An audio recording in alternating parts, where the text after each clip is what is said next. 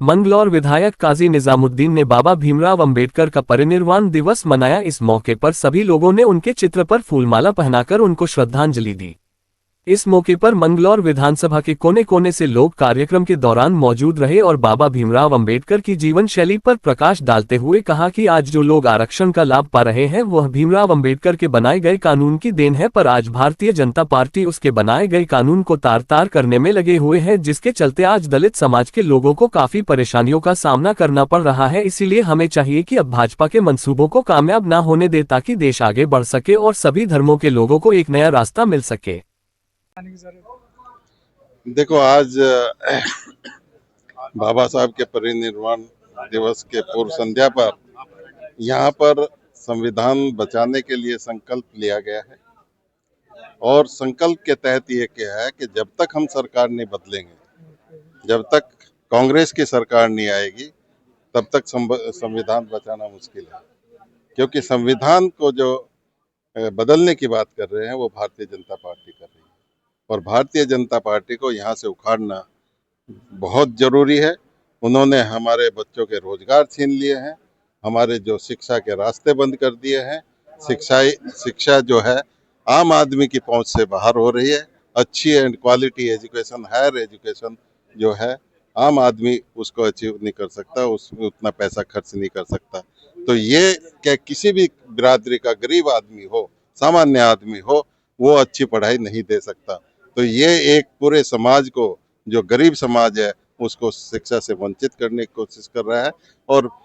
संविधान के तहत हमको जो right to education, right to food और ये सब है, उसको खत्म करने की कोशिश कर रहे हैं। इसलिए संविधान को बचाना बहुत जरूरी है और यहाँ पर जितने भी हमारे साथी आए हैं, सबने संकल्प लिया है कि संविधान को बचाने के लिए हमको सबसे पहले यहाँ पर भारतीय जनता पार्टी की सरकार को उखाड़ के फेंकना है और 2027 में पुनः कांग्रेस की सरकार यहाँ पर हम बनाएं।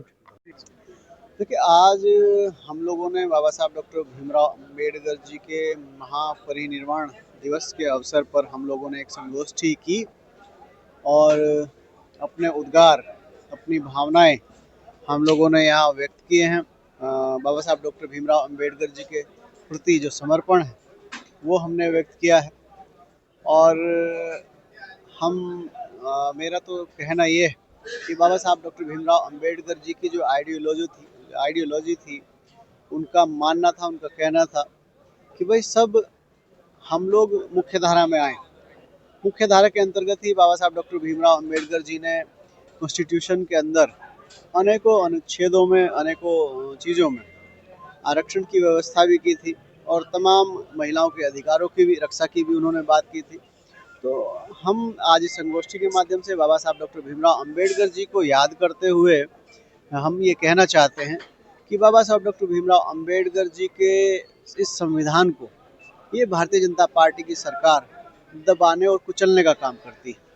भले ही उसके लिए उसको विभिन्न विभिन्न तरीके अपनाने पड़े। तो मेरा तो इन सरकारों से आपके माध्यम से कहना ये है कि भाई बाबा साहब डॉक्टर भीमराव अंबेडकर जी हमारे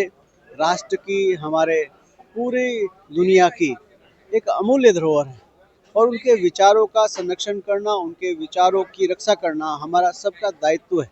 तो भाई ये वर्तमान सरकार ऐसा ना करे कि बाबा साहब डॉक्टर भीमराव अंबेडकर जी के संविधान को तोड़ मरोड़ कर पेश करने का या उनको कुचलने का काम न करें। अगर वो ऐसा करेंगे तो जाहिर सी बात है सरकार को इसके परिणाम झेलने पड़ेंगे। भारत रत्न बाबा साहब डॉक्टर भीमराव अंबेडकर जी के बनाए हुए संविधान पर खतरा मंडरा रहा है, तो हमें गाहे बगाहे जितने बाबा साहब के बनाए संविधान पर पूरा देश विश्वास करता है और हम सभी लोग यहाँ इकट्ठे हुए हैं। आज बाबा साहब का परिनिर्वाण दिवस था, तो हम सब लोग ने एक यहाँ प्रण लिया कि संविधान पर यदि कभी कोई आँच आई, जैसे भारतीय जनता पार्टी की सरकार गाहे बगाहे इशारे देती रहती है, तो सभी लोग एकजुट होकर राहुल गांधी जी के नेतृत्व में, आदरणीय मल्लिकार्जुन खड़गे साहब के नेतृत्व में हम सब लोग संघर्ष करने का काम करेंगे और कभी भी कोई ऐसी बात जो संविधान के विरोध में होगी, हम सब लोग एकजुट होकर लड़ाई लड़ेंगे, जिसमें बड़े जिम्मेदार और सीनियर लोग हमारे साथ आज यहाँ इसमें शामिल हुए। तो बहुत सारे हमारे पुराने साथी कैलाश प्रधान जी बहुजन समाज पार्टी में रहे हैं, हमारे डॉक्टर साहब नसीरपुर के प्रधान हैं, ये आमखेड़ी के प्रधान जी हैं, आओ चौहा साहब, जुल्फ़िकार भाई हैं, आओ इधर आओ, सीपी सिंह जी तो हमारे वरिष्ठ नेता हैं। तमाम लोग यहाँ आज इसमें सम्मिलित हुए और सभी लोगों ने एक यहाँ प्रण किया कि सभी लोग एकजुट होकर इस लड़ाई में शामिल रहें। क्या संविधान बिल्कुल दिख रहा है, आप देखिए एसआईआर क्या है, वोट चोरी क्या है, वोट में डिलीशन, वोट में एडिशन क्या है, ईडी की रेड विपक्ष पर होना क्या है, क्या है। अब बंगाल में चुनाव होना शुरू हुआ, ईडी की रेड शुरू हो गई, बिहार में चुनाव होना शुरू हुआ तो ईडी की रेड शुरू हो गई, इनकम टैक्स की रेड शुरू हो गई,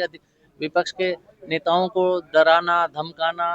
ये क्या है। लोकतंत्र में विधानसभा का ना चलना, विधानसभा में सवाल का ना आना, लोकसभा में सवाल का ना आना, लोकसभा में सवालों से प्रधानमंत्री का और मंत्री का बचकर भागना, क्या है। यही तो संविधान खतरे में है। जब जहाँ वाद संवाद ना हो तो ही तो संविधान खतरे में है और पूरी तरह खतरे में है। जो